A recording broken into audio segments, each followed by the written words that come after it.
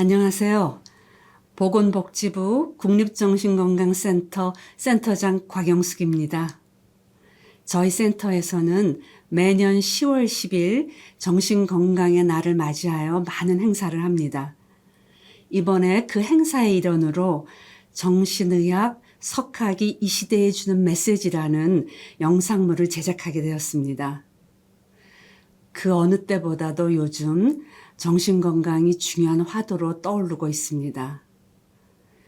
재난, 폭력, 자살, 자해 등의 문제들이 우리 사회의 중요한 이슈가 되고 있습니다. 그래서 국민들께서 많이 불안해하시고 많이 걱정들 하고 계시는 것을 압니다. 이번 영상 시리즈가 우리들 마음에 따뜻한 위로가 되고 우리들 삶에 작은 희망의 등불이 되기를 기원합니다. 저희 국립정신건강센터는 앞으로도 국민 여러분의 마음 건강을 위해 최선을 다할 것입니다. 감사합니다.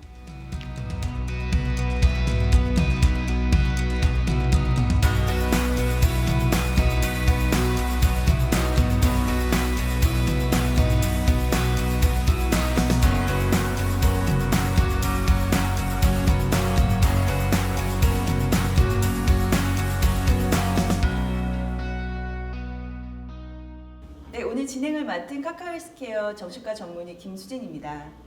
2025년 바야흐로 우리나라도 초고령 사회에 진입합니다. 대한민국의 현재 평균 수명은 83세이고요. 건강한 삶을 영위할 수 있는 소위 건강 수명은 73세라고 합니다. 이 10년을 간극을 줄이고 더 건강하게 살 수 있는 거가 가장 중요하다라고 강조하시는 박사님이 계십니다. 네, 한국을 대표하는 정신과 의사이자 뇌과학자이신 이시영 박사님이신데요. 이 신인류가 몰려온다, 내 삶의 의미는 무엇인가 등 무려 122권의 책을 쓰신 작가이시기도 합니다. 우리 고령 인구의 건강한 삶을 위해서 끊임없이 고민하시는 박사님 오늘 한번 모셔보겠습니다. 네, 박사님 안녕하세요. 네.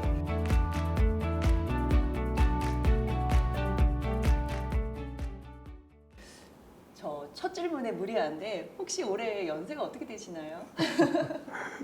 우리가 이제 만으로 계산하니까 79입니다. 좀 창피하지만 아니 89이에요. 89. 89이세요. 이제 내일이면 이제 90이 됩니다. 와, 정말 정정하시네요. 선생님. 감사합니다. 네, 이제 사실 다른 사람들도 이렇게 박사님처럼 뭐 이 연세까지도 이렇게 액티브하게 열정적으로 지내고 싶어 하실 것 같은데 그렇죠. 좀 하루 좀 생활 루틴이 어떤지 좀 궁금해요. 제 하루 생활은 상당히 오랫동안 아마 거의 습관화된 것 같습니다. 대개 한 5시 안팎에 일어나고 그러면 이제 커피 한 잔 끓여 마시고 가벼운 운동을 되게 저는 방 안에서 합니다. 네. 집게 올라가지고 밖에는 안 나가고요.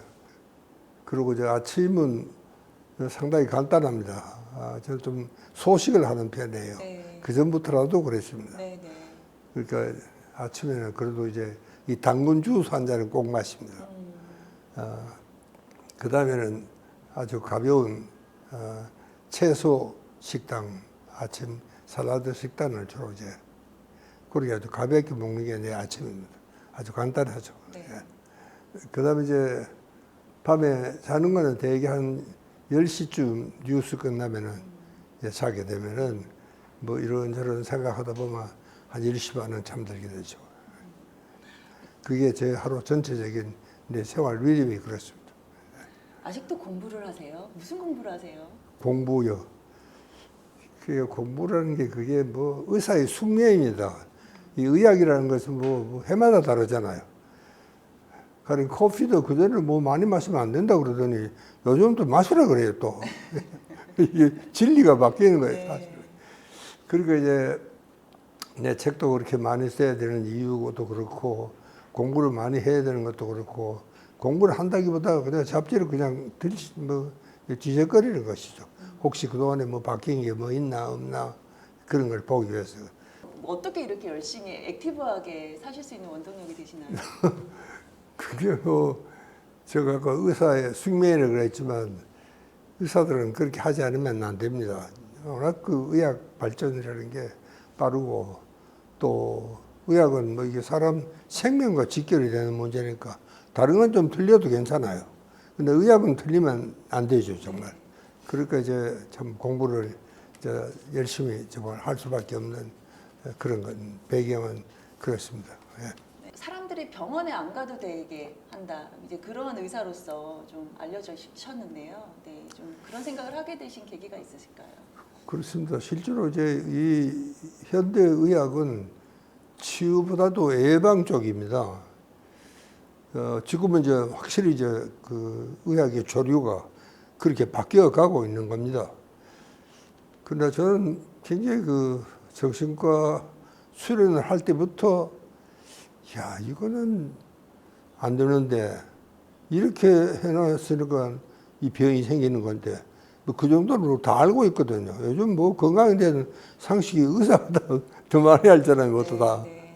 그런데 그 뻔히 알면서 이게 고치지를 못하고 그렇게 이제 와서는 병원에 이제 찾아오고 실제로 우리나라가 이 뭐 거의 오는 분들이 이 생활 습관이 잘못돼서 오는 생활 습관병이거든요. 그게 보면은 역시 병을 자기가 만든 거야. 그러고 의사한테 가서 고쳐달라 그러고. 그래서 실제로 우리가 이 OECD 평균의 이 병원 방문 수가 3배가 더 높습니다. 그렇게 의사는 이렇게 많은데 맨날 그 병원 의사가 부족하다고 그러고 난리인데 그게 이제 우리가 너무 병을 많이 와요, 사실은요. 별것도 아닌데 이걸 가지고 왜 오나 싶을 정도로 그런 생각이 정말 들 때가 많습니다. 환자가 들으면 좀 섭섭하겠지만 그러나 제 생각에는 네. 그렇습니다. 네. 그래서 뭔가 병이 생기기 전에 습관을 잘 교정해서 그래야 네, 됩니다. 미리 예. 이제 예방을 하는 그런 예. 게 더 중요하다. 예. 그런데 이제 우리가 이 예방에 대한 개념이 대체로 부족합니다. 네. 뭐 설마 내가 이 설마가 사람 죽인다는 말도 있잖아요. 네. 그러듯이 확실히 우리는 이 예방에 대한 개념이 굉장히 취약합니다. 그래서 우리는 뭐 대학에 예방의학 교수는 있지만 그러나 예방의학 학과라고 클리닉이 따로 있는 데는 거의 없습니다. 네. 이거는 이제 코로나가 생기면서 처음으로 생긴 거예요. 그 제가 선마을을 만든 게 그게 어쩌면 세계 최초로 만든 네. 예방의학센터입니다. 네. 예방을 위해서 만든 거예요. 사람들에게 정말 우리가 예방만 잘하면 병원에 갈 일이 없잖아요. 예. 그런데 이제 예방을 안 하니까 이제 병원에 가게 되는 건데 그래서 어떻게 하면 이제 예방을 우리가 습관적으로 잘 고쳐서 잘할 수 있겠느냐 이걸 내가 가르쳐야 되겠다는 게 힐리안 선마을을 만든 목적입니다. 강원도에 예. 그렇습니다. 네. 예. 거기 가면은 뭐 어떤 것들을 좀 이렇게 할 수 있게 되나요? 뭐 그건 뭐 별건 없습니다. 그 힐리안 선마을에 안 가보셨구나 아직도. 네, 아직 못 가봤습니다. 그럼 궁금합니다. 한번 가보십시오. 아주 참고됩니다. 거기는 정말 서울에서 그렇게 멀지가 않은데도 정말 깊은 산골이 오는 것 같은 그런 느낌을 받을 수가 있고요. 그건 좀 메인 스위치만 탁 끄면은 뭐 어디고 불빛 하나 보이지가 않습니다. 이제 그런 곳이에요. 그래 정말 좀 하늘에 별밖에 보이지 않는 그야말로 참 대자연 속에 내가 안겨 있는 그런 느낌이 드니까 정말 우리가 참 요즘 중요한 게 자연 치유력입니다. 우리 인간에게는 스스로가 치유하는 힘이 있어요. 이 자연 치유력. 근데 요즘 이제 그 코로나가 생기면서 자연 치유력에 대한 이야기도 의사들 자신부터도 별로 몰랐어요. 그러나 최근에 이제 많이 관심을 갖게 됐죠. 이게 자연 치유력이 이게 바로 예방하는 힘입니다. 자연 치유력이 튼튼하면 병에 걸리지도 않죠. 예. 그래서 이제 그 자연 치유력이라는 그 대자연 속에서 대자연의 기운을 참 받아서 자연 치유력이 좀 튼튼해질 수 있도록 그렇게 하자는 것이 제가 그 한 골짜기 가는 이유가 그렇습니다. 예. 요즘 유행하는 말로 따지면 일종의 디톡스 같은 그런 좀 효과를 좀 기대할 수 있는. 그렇습니다. 정말. 네, 이렇게 왕성하게 활동하시는 거 정말 대단하신 것 같은데요. 정말 책도 굉장히 많이 쓰신다고 들었어요, 박사님. 예. 네. 책은 어떻게 이렇게 많이 쓰시게 되세요? 이게 이제 책을 많이 쓰게 된 것은 뭐 하나의 의사의 숙명입니다. 이것은 제가 아까 예방의학이라고 이야기를 했지만 사람들에게 그렇게 하면 정말 안 됩니다.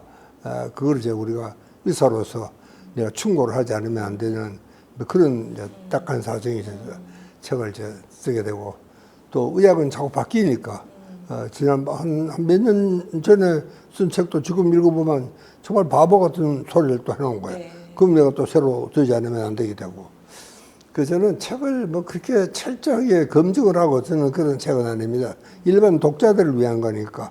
그냥 일반 독자들이 자기 문제에 대해서 좀 이해하기에 정말 좋은 자료가 되고 그런 것만 쓰니까 전문가가 들으면 좀 우스운 이야기도 있고 그렇죠. 근데 책을 저는 이제 한 권을 쓰고 나면은 이제 좀 부족한 게 좀 있고 내가 엉성하게 쓴다 그랬잖아요.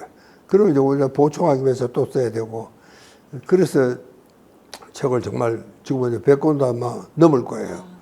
그래서 많이 이제 쓰게 되고 그것도 그래요.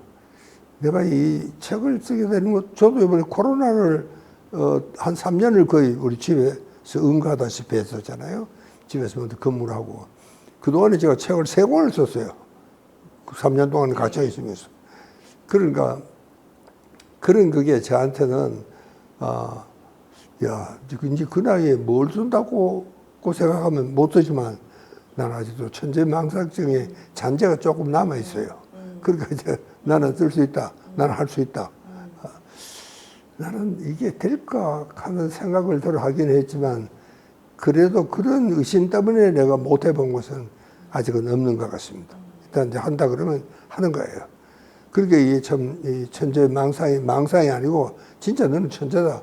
나는 가끔 책을 이제 한 권 어렵게 이제 한 곡씩 쓰고 내가 거울을 탁 보면 그래요.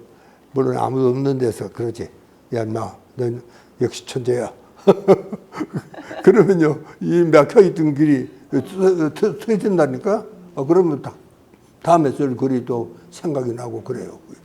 그 이상하죠? 그렇게 나한테는 천재망상주의 누가 들으면 우습지만, 그러나 나한테는 그게 굉장히 크게 작용을 한 것 같다는 생각이 듭니다. 그게 젊을 때는 그런 천재망상증을 한번 가져보는 것도 좋을 것 같아요. 네. 이게 뭐 겸손하게 망상이라고 표현을 하셨지만 결국에는 이게 무한한 자기에 대한 긍정, 뭐 자기가 나는 할 수 있다라고 하는 좀 그런 긍정적인 자아상이 뭔가 이렇게 많은 것들을 할 수 있게 한 원동력이 되는 말씀이신 것 같네요. 그렇게 아주 봐주셔서 감사합니다. 이제 거기 사니까 이 천재망상증이 점점 더 살아나는 거예요, 어떨 때는. 뇌과학에서 보면 신경전달 물질에서 일종의 도파민, 아드레날린 이런 것들이 경쟁하고 긴장하고 늘 이제 그럴 때 분출되는 그런 신경전달 물질이라고 한다면 그거와 상반된 세로토닌적인 삶을 살자라고 하는 주장들을 그동안 많이 해오셨던 그렇습니다. 걸로 알고 예. 있습니다. 네. 그래요. 아주 문제 제기를 잘 해주셨는데 우리가 너무 놀아드레날린적인 생활을 하고 있습니다. 우리는요, 우리가 어떤 행동을 한다든가 어떤 말을 한다든가 그것은 전부 우리 뇌가 사실은 시키는 거 아닙니까? 말이야 입이 하지만 그럼 내가 이렇게 말을 하라고 그래서 이제 그렇게 하는 거고. 그러니까 이 뇌 신경 생리 연구가 요즘은 굉장히 많이 발달이 되죠. 제일 많이 발달된 부분이 뇌입니다. 그전에는 그냥 블랙박스 그래서 뭐가 뭔지도 잘 몰랐지만 이제 놀라드레날린 이야기했지만 인간이 화가 날 때 공격적으로 되고 이럴 때는 놀라드레날린이 분비가 됩니다. 그리고 그걸 어떻게 진정을 시켜야 되잖아요. 그냥 놔두면 저처럼 사람을 죽일 수 있는 그런 살인 현장까지도 일어나게 되는데, 그래서 그거를 정말 가라앉히려는 그렇게 어떤 조절하는 호르몬이 필요한 겁니다. 그 조절하는 호르몬이 우리가 세로토닌이라고 이야기합니다. 세로토닌. 뭐 여러 가지 호르몬이 있겠지만 그중에 제일 중요한 역할을 하는 게 조절 호르몬 세로토닌. 그러니까 우리가 보통 이제 우리가 호르몬이라고 하지만 사실 전문적으로는 신경 전달 물질이라고 합니다. 신경을 전달하는 물질. 그런데 다른 것은 다 신경 전달 물질이라고 하지만 세로토닌만은 신경 조절 물질이라고 그러기도 합니다. 뉴로 레귤레이션 트랜스미터. 그러니까 조절하는 겁니다. 이게 뭘 조절하느냐? 폭력을 조정하고 너무 급격하게 되는 것이 조절하고. 요즘 우리 한국이 참 보면 제일 걱정이 요즘 가령 보복 운전해도 그렇잖아요.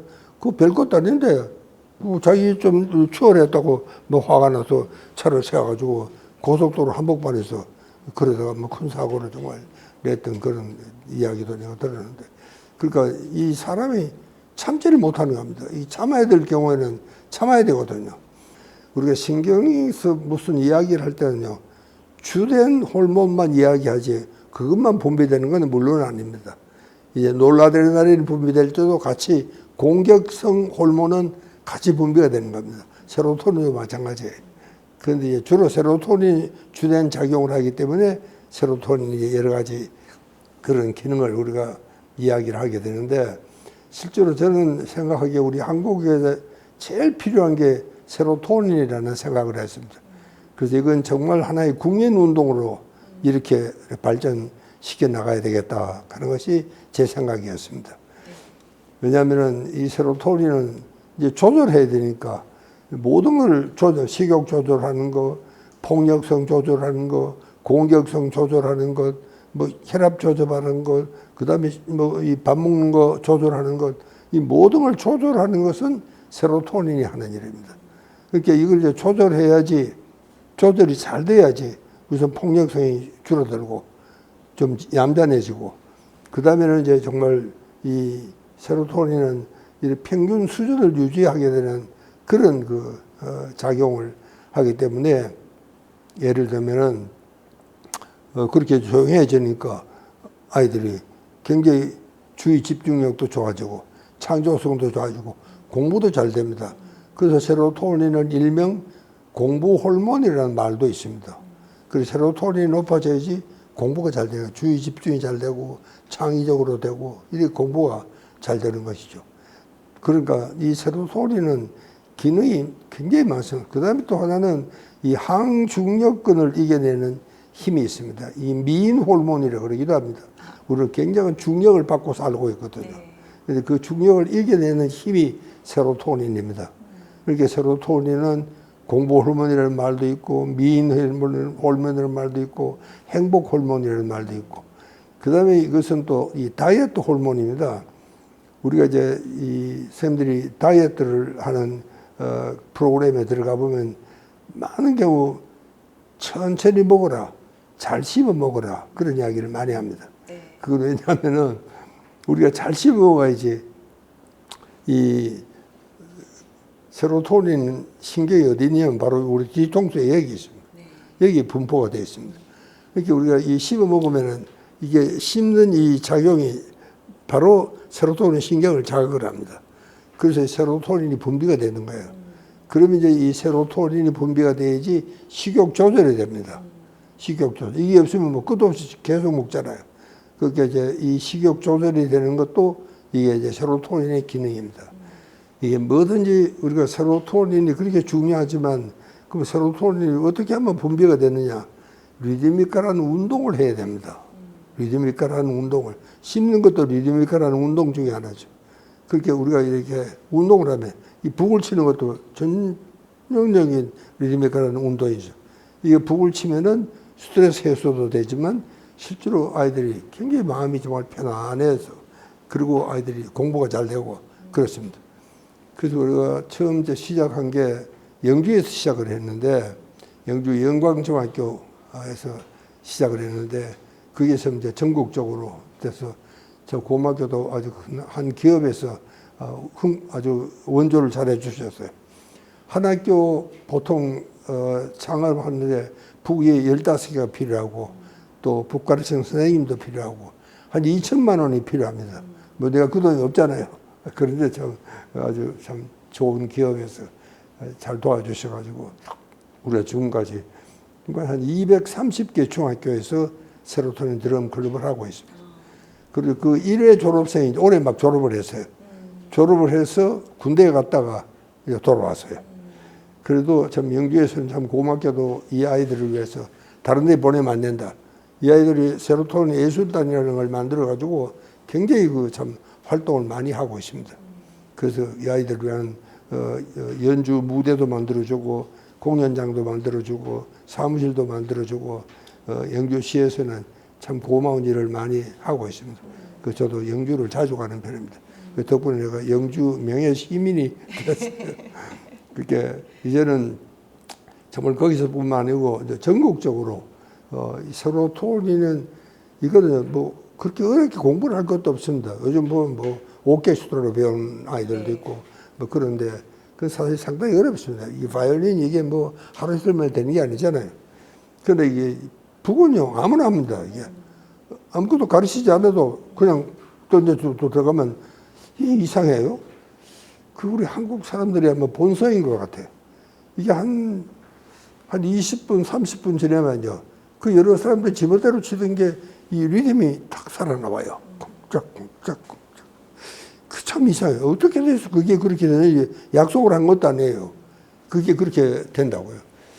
그래서 이제 이번에는, 그래서 이제 군대도 우리가 시작을 했고, 정말 이제 일부대, 또 일기업, 이렇게 해서 참, 우리 민남기업 회원이라고 그 양반이 이제 그거를 하나씩 잘 조직을 해줬어요. 그래서 군대도 몇 개 생겼고, 그래서 앞으로 우리는 이제 전교, 전국 그 학생이 중학교 학생들은 이걸 다 하고, 또 일반 성인들도 이걸 우리가 해야 되겠다.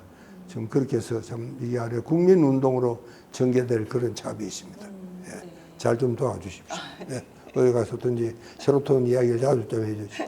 네. 아, 너무 흥미롭네요, 선생님. 그래서 이게 보시는 분들도 그냥 개인적으로 결국에는 이 여러 사회 문제들을 해결하는데 정신건강 측면에서 이 조절력이 좀 중요하다. 그래서 그걸 네. 위해서는 뭔가 우리가 세로토닌이 좀 잘 풍족하게 좀 함양하는 게 중요한데 예. 우리가 가장 쉽게 할 수 있는 하나의 방법은 그렇습니다. 리드미컬한 운동들을 꾸준하게 하는 거. 그렇습니다. 네. 예. 뭐 그냥 보시는 분들도 쉽게 그냥 집에서 그냥 뭐 무릎이라도 그냥 이렇게 네. 음악에 맞춰서 장단을 치고 이 그렇습니다. 정도로도 해볼 수 예. 있을 것 같아요. 그러니까 네, 청소년들을 위해서 많은 좀 애를 써와 주셨는데 사실 박사님은 뭐 세로토닌이든 이런 여러 가지 이제 뭐 정신 건강에 대한 이슈가 뭐 비단 젊은 세대뿐이 아니라 우리 이제 장년층, 중년층, 네, 이제 노후에서도 중요할 것 같은데요. 그렇습니다. 실제로 이게 세로토닌만 이야기한다면은 이 나이가 들면은 세로토닌이 자꾸 이 감소됩니다. 절로.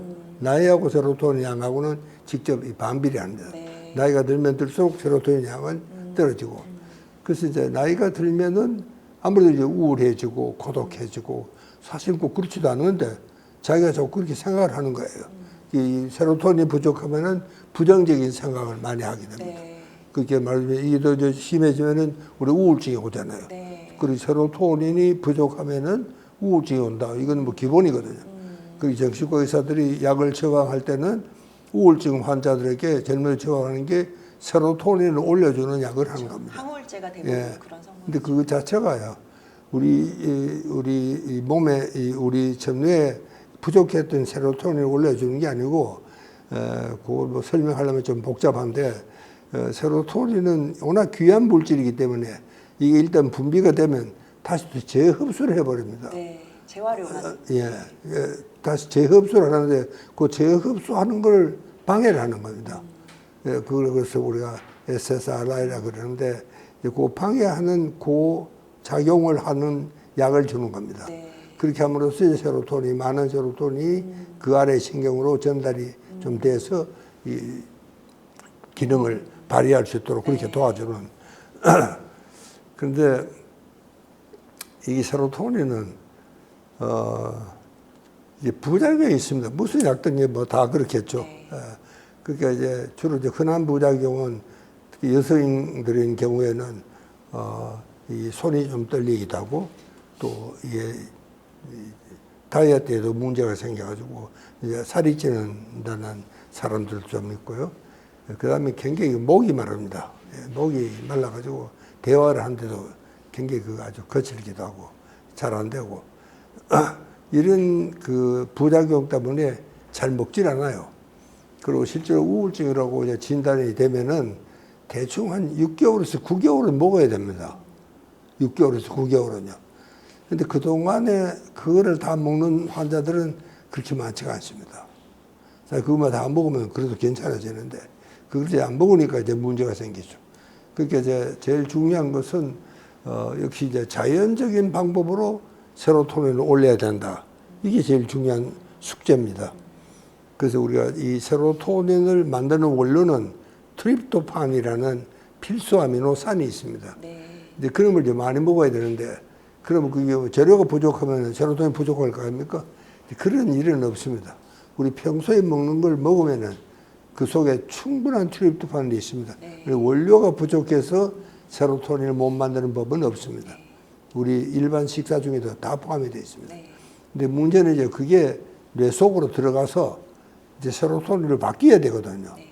이게 세로토닌을 바뀌는 데는 몇 가지 조건이 필요합니다. 그 중에 하나가 제일 중요한 게 이제 리드미컬한 운동입니다. 네. 예. 그러다가 북도치라 네, 그러고 네. 그러잖아요. 이 세로토닌을 이 분비를 그러면 이제 이 트립토판에서 세로토닌으로 바뀌는 이런 작용을 하는 게 이제 그거고. 그 다음에는 중요한 것은 이 스킨십입니다. 이 가깝게 좀 지내야 돼요. 가깝게. 이렇게 이제 이런 그 스킨십이 굉장히 그 중요한 이런 것들이 그리고 이제 참 아주 사랑을 정말 나누고 그런 아주 행복한 이런 그 참 것이 아주 중요합니다. 그러니까 마음도 부드러워야 되고 그 환경 자체도 세로토닌을 올리는데 굉장히 중요한 역할을 합니다. 네. 그런 것을 우리가 정말 잘해야 된다 그런 이야기입니다. 그리고 이제 이 세로토닌이 또 뇌 속에서 이게 멜라토닌이라는 수면 호르몬으로 바뀝니다. 네. 그러니까 이 멜라토닌이 또 분비가 돼야지 잠이 잘 옵니다. 이렇게 세로토닌이 부족하면은 잠을 잘 못 자요. 우울증 환자들이 잠을 못 자는 이유가 그래서 그런 겁니다. 네. 요즘은 그 저녁에 이 빈 교실이나 또 저 강변에 이렇게 산책을 오래 하시는 분들, 그런 분들은 그렇게 해서 세로토닌을 좀 올려서 멜라토닌을 만들어서 잠을 잘 자게 하는 겁니다. 그래서 잠을 잘 자려 그러면 가벼운 운동을 하라 하는 이유는 거기서 출발하는 겁니다. 네. 예. 근데 그런 것이 이제 참 이제 중요한 그런 그 이슈가 되고요. 그 다음에 우리가 이제 참 건강을 중량 장년층이 되면은 누구나 없이 이제 앞으로 참 살 일이 막막하잖아요. 이 외국에는요, 이 은퇴 파티 그러면 굉장히 화려합니다. 뭐 저도 우리 친구 녀석 따라서 몇 번 가봤는데 우리는 은퇴 그러면 어떤 의미에서 사회적인 죽음 같은 그런 느낌이 들잖아요. 네. 쫓겨나는 거. 이제 넌 쓸모없다. 넌 나가라. 이런 그 기분이 드는데 미국은 정말 기다리고 기다린 미국도 그렇고 좀 이 서구에 잘 사는 나라들은 왜냐하면은 은퇴를 일단 하고 나면 그 대신 그 사람들 세금이 굉장히 비쌉니다. 네. 우리 세금은 이건 세금도 아니에요, 사실. 사실은 우리 세금 뭐 많다고 뭐도 불명하는데 그렇지가 않습니다. 그런 나라들은 세금이 엄청 많아요. 그 대신 그거는 뭐 우리 생활 보장이나 다름이 없습니다. 그 대신 이제 은퇴를 하고 나면 그 다음부터는 정부가 100% 책임을 지는 겁니다. 그 정부를 완전히 믿고 이제 다 맡기는 거죠. 그러니까 쉽게 말하면 그렇습니다. 그러니까 은퇴식이라는 게 굉장히 밝고 기분 좋고 막 뭐 축하 콩그레츄레이션 그러고 난리야. 우리 은퇴식 난 은퇴식 우리나라에 하나요 은퇴식은 난 못 봐서 못 들어봤어 아직도. 이 은퇴식을 뭐 정년 퇴임하면 뭐 임원들은 뭐 간단한 식을 갖추고 그런 건 있겠지만 그러나 이제 이 서구에 잘 사는 나라들을 보면은 정말 은퇴식이 참 은퇴하는 날이 아주 기분이 좋은 날입니다. 근데 우리는요, 제가 이 우리 친구들한테도 물어보면은 네가 살아온 인생 중에서 이제 90을 살아봤으니까 언제가 제일 좀 허무한 생각이 들려니까 60대라 그래, 60대. 아까 우리 김대희 자꾸 중장년층 걱정을 했는데 60대가 이제 참 중장년층이 들어가는 본격적인 나이가 이제 60대부터 시작을 하잖아요. 왜 그러냐 그랬더니 지금까지 이제 직장에 있어서 딱 끝나면 뭐 시작되면 직장에 가고 돌아오고 이게 딱 있었는데 이게 갑자기 없어져 버리니까 갑자기 뭘 해야 될지 모르는 거예요. 그리고 이제 그렇게 앞이 막 캄캄하고 뭘 해야 될지 모르겠고 그래가지고 여기저기 이제 끼웃거리고 다니고 당장 뭐 명함이 없으니까 옛날 명함을 갖고 다니는 사람들도 있고 그러니까 이제 지금까지 했던 생활 자체가 완전히 바뀌어야 되는데 이 바뀌질 못하는 거예요. 이 전환이 안 돼요. 네, 네. 그래서 옛날에 어느 정신분석학자가 중년의 위기라는 말을 썼는데 저는 뭐 중년의 위기라는 것이 아니고 그 양반 책을 잘 읽어보면은 중년은 전환기다. 뭔가 이제 바뀌는 시기다. 네. 이걸 잘 바꿔야 되는데 네. 이 전환이 안 되는 사람이 이제 문제가 생겨. 네. 그 사람은 이제 중년의 위기가 네. 온다고 생각을 하는 겁니다. 네. 그게 이제 전환이 잘 될 수 있는 준비를 그때부터는 현역 때부터 그걸 해야 된다. 네. 저는 뭐 그런 생각을 하는데 요즘은 이제 우리가 그분들한테 그 뭘 준비를 해야 되냐 저한테 그런 걸 잘 물어요. 그래서 사람에 따라서 뭐 다르겠지만 일반적으로 말하면은 우선 제일 중요한 것은 돈이 좀 있어야 됩니다. 돈 없으면 진짜 불쌍한 노인이 됩니다. 네. 예. 돈 좀, 요즘은요, 이 세뱃돈도 좀 줘야지 이놈들이 세배를 하러 옵니다. 그럴 저 세상이 네. 됐으니까 돈이 좀 있어야 되고. 그 다음에 건강해야 됩니다. 네. 예. 조금 건강이 시원찮아도 돈만 많으면은 그 충분히 이제 보상이 되는 그런 사회고. 그 다음에는 우리가 이 관계가 참 좋아야 된다. 관계가. 인간관계도 그렇고, 뭐, 부부 관계도 그렇고, 친구 관계도 그렇고, 뭐, 교회, 뭐, 종교 관계도 그렇고, 이 관계를 잘해야 된다. 그렇게 관계를 잘하려고 그러면 어떻게 해야 되느냐. 매력적인 인간이 돼야 된다. 저는 그걸 굉장히 강조를 합니다. 네, 좀 매력적으로 돼야 된다. 네. 그러니까 이 남녀가 만나면은 이 가벼운 설렘이 있어야 됩니다. 예? 이거 남녀가 만나도 가벼운 설렘이 없으면은 그냥 두 사람이 만난 거예요. 예. 그렇게 우리가 어떻게 보면 참 굉장히 섹시해야 된다. 그러면 더 좋죠. 뭐 그렇다고 뭐 화려하게 입고 다니라 그런 건 아닙니다. 그 기왕이면은 깨끗하게 입고 그래야지 인간관계가 잘 되고 우리가 이제 이 노인이 되면은 세로토닌이 이제 부족해지니까 아무래도 그 정서적으로 보면은 영감들 보면 참 까다로운 영감 있잖아요. 괜히 잔소리 해서고 아주 힘든 노인이 있습니다. 네. 이제 그런 사람하고는 뭐 가까이 있지를 못하죠. 예. 그리고 또 이제 나도 어디 가면 이제 말이 너무 많을까 싶어서 가지고 걱정을 많이 해야 되는데 말이 너무 많으면 안 돼요. 말을 좀, 이 젊은 사람들 이야기를 잘 좀 들어야 되는데 나이가 들면은 이제 그런 건 참 아주 조심해야 됩니다. 그리고 또 이 사람들은요, 이게 옛날에는 우리가 뭐 할아버지하고 할머니 같이 살았으니까 그런데 요즘 같이 사는 집이 잘 없잖아요. 네. 조금 이제 그렇죠. 형편이 괜찮지 전부 따로따로 사니까 이 노인들과의 그 대화가 잘 안 돼요. 예. 그리고 싫어요. 그렇게 지금은 이제 혐노 사회 저는 그렇게 진단하고 있습니다. 노인을 싫어하는 사회가 혐노, 혐오하는 거예요. 네, 네. 그게 좀 더 가면 이제 증오 사회가 됩니다. 네. 노인을 미워하는 세대가 옵니다. 실제로 노인을 미워하는 집이 있습니다요. 네. 예. 같이 생활도 유대감을 겪었던 경험 자체가 적으니까. 그렇습니다. 네. 그러니까 이제 그런 생활이라는 것이 생각을 하니까 정말 참 노인들은 자기 관리를 참 잘해야 됩니다. 네. 예. 돈과 건강과 그다음에 이제 매력적인 부분, 네. 이 인간관계를 잘해야 됩니다. 네. 요즘은 그래서 이 관계의 중요성에 대한 이야기가 굉장히 많이 나옵니다. 왜냐하면 우리가 조금 더 지내가면은요, 지금도 이 양로원이라든가 요양병원에는요, 이 거들어줄 사람이 없습니다. 거들어줄 사람이요. 왜냐면 그렇게 누구도 뭐 다 자기가 도움을 받아야 되지 도움을 줄 수 있는 사람들이 없거든요. 그러니까 이제 참 그런 사람들끼리 아주 친하게 잘 지낼 수 있는 그런 친구가 꼭 좀 있어야 된다. 네.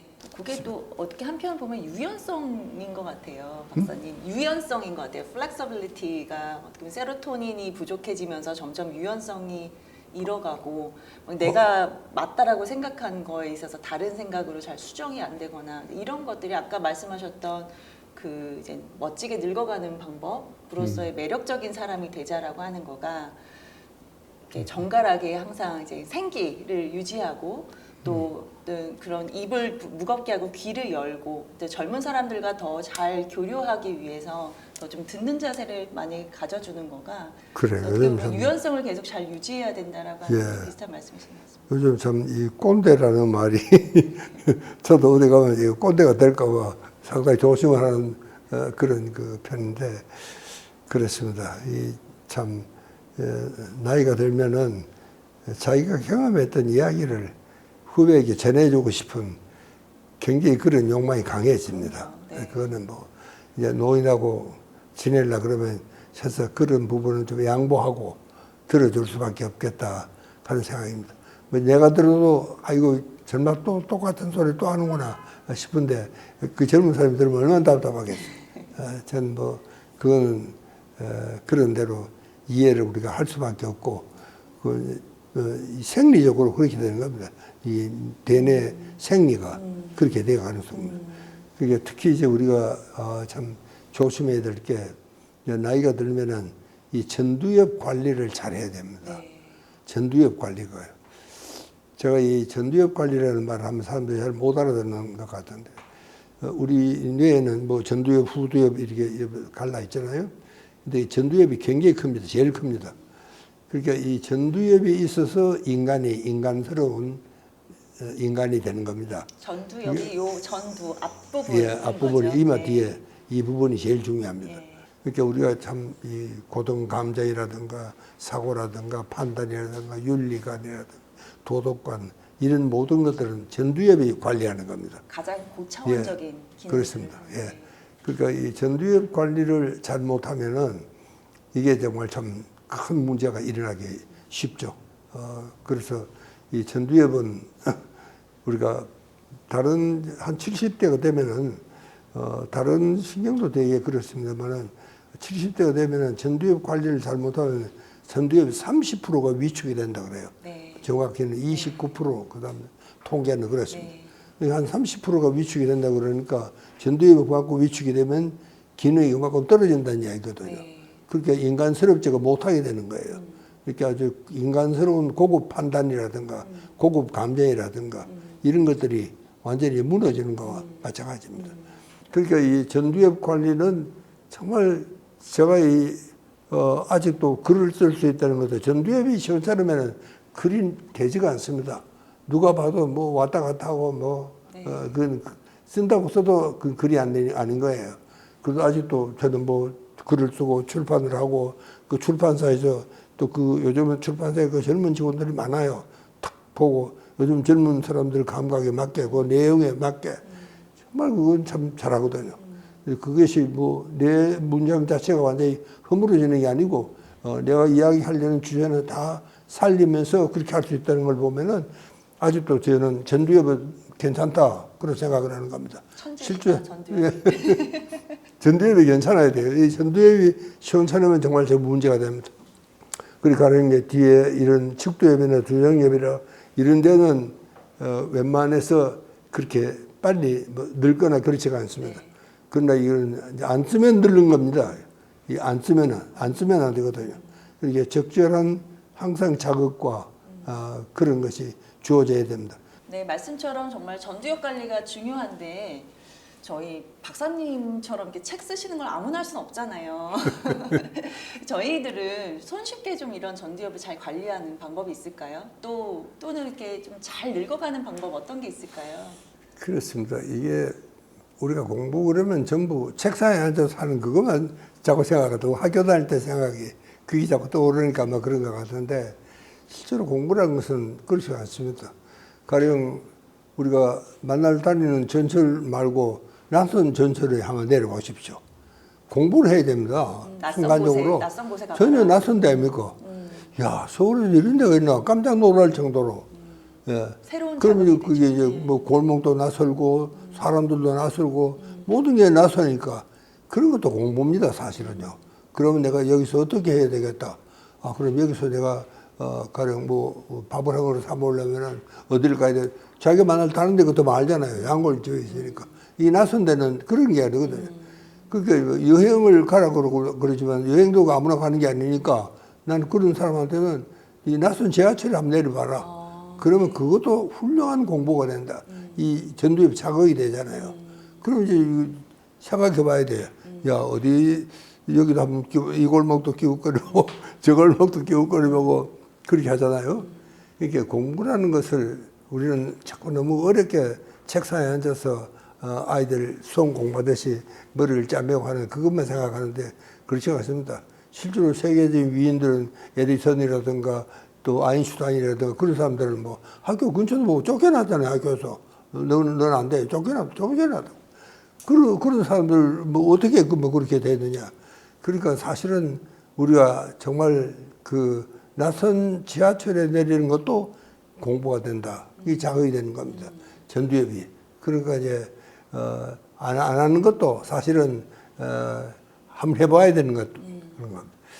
저희 다른 분들도 뭐 이렇게 거창한 건 아니지만 정말 아주 사소한 것들에서부터 뭐 정말 지하철 새로운 경험들, 새로운 음식을 먹어본다거나 새로운 곳을 가본다거나 이런 모두 하나하나가 다 이제 그런 어떤 자극이 되는 거고 그 중에서 자기의 또 다른 관심사를 찾아서 뭔가 또 한 길을 좀 깊이 한번 펴보는 또 그 다음 스텝을 좀 생각해보자 뭐 이런 말씀이셨던 것 같아요. 네. 더더군다나 요즘 뭐 이렇게 인터넷이 잘 돼 있어서 정보라고 하는 거는 굳이 뭐 학교 같은 게 아니더라도 충분히 어디에서나 다 또 얻을 수 있는 거니까. 감사합니다. 네. 훌륭한 제자입니다. 물론씩 감사합니다. 네, 오늘 너무 재밌고 귀한 말씀 많이 주셨는데요. 끝으로 저희 어떻게 보면 좀 잘 성숙하시고 성공하신 그런 어떤 노년을 대표해서 젊은 세대들에게 좀 해주고 싶은 말씀이라거나 아니면 이제 같은 세대를 살고 계시는 이제 다른 분들에게 좀 하고 싶으신 말씀 있으면 마지막으로 부탁드릴게요. 이 소위 세계 장수국을 조사를 한 학자가 있습니다. 존 부스턴이라고 내셔널 지오그래픽의 치프 에디터예요. 그 양반이 이제 5개 나라를 선정을 했는데 나라가 아니고 동네적으로 하니까 일본 오키나와도 그 중에 하나입니다. 근데 그 사람의 특징이 뭐냐면은 그 노인들이 왜 그렇게 장수를 하냐고 봤더니 노인들이 죽을 때까지 일을 하는 겁니다. 그렇게 할아버지가 지은 농산물을 고구마를 삶아서 아이가 먹는 겁니다. 그러니까 그 할아버지를 존경하지 않을 수가 없지. 자기 먹거리를 할아버지가 챙기는데. 옛날에 우리 마을에도 보면요. 진짜 이 밤매다가 돌아가시는 어른이 계세요. 밭고랑에서 돌아가시는 거예요. 그래서 그런 걸 생각하면은 노인들도 대접을 받아야 되겠다는 생각하지 말고 자기도 자기가 할 수 있는 범위 내에서 제가 저기 지하철 버스표를 돈을 꼭 내고 탑니다. 저는 뭐 한 번도 나는 지하철 공짜로 타본 적이 없습니다. 유료 승객입니다. 그게 왜냐? 그래야지 내가 적어도 이 나라에 참 작은 일이지만 빚을 지고 지지는 않겠다. 그렇게 저는 노인들한테도 그렇게 생각합니다. 저는 지하철을 타도 저 젊은이들이 있는 그 경로소 근처에는 가지 않습니다. 그 가면 애들이 괜히 좀 미안하잖아요. 비켜줄까 말까 쳐다보기도 하고 눈치도 보고 그게 싫더라고. 그래서 나는 꼭 문간에 서서 그렇게 갑니다. 실제로 이 전차를 타면은요, 이게 흔들리고 이러니까 균형 잡기 운동에도 굉장히 좋은 운동입니다, 사실은. 노인들이 그때 그런 운동도 좀 하셔야 돼요. 그러니까 너무 우리가 대접을 받겠다는 생각도 하지 마시고, 노인들은. 또, 그리고 참, 이 젊은이들은 우리가 정말 아름답고 행복한 나라가 되었는데 이게 공짜로 된 게 아니다. 이게 정말 우리가 피땀 흘려서 세운 나라다. 그런 가꾼 나라입니다. 이런 생각을 정말 서로가 할 수 있으면 서로가 존경하고 그렇게 되지 않겠나. 저는 뭐 노인들한테도 그렇고 또 젊은이한테도 그런 생각을 좀 할 수 있었으면 좋겠다는 이야기를 끝으로 꼭 강조를 하고 끝내야 할 것 같습니다. 예, 감사합니다. 네, 결국 이제 그렇게 서로를 존중하고 서로 세대를 이해하려고 하는 마음이 먼저 앞서면 이게 선순환이 되는 좀 그런 좀 아름다운 변화들이 좀 기대할 수 있을 것 같아요. 감사합니다. 오늘 전반적으로 우리 지금 살아가는 사람들, 특히나 이제 노후를 이제 바라보는 사람들에게 이제 어떤 정신의학적 또는 그거 이상으로 넓은 좀 고견을 좀 나눠주실 수 있을지 좀 오늘 좀 자리를 마련했는데요. 네, 이렇게 귀한 시간 내주시고 재밌고 풍부한 좋은 말씀 많이 주셔서 감사합니다. 감사합니다. 네.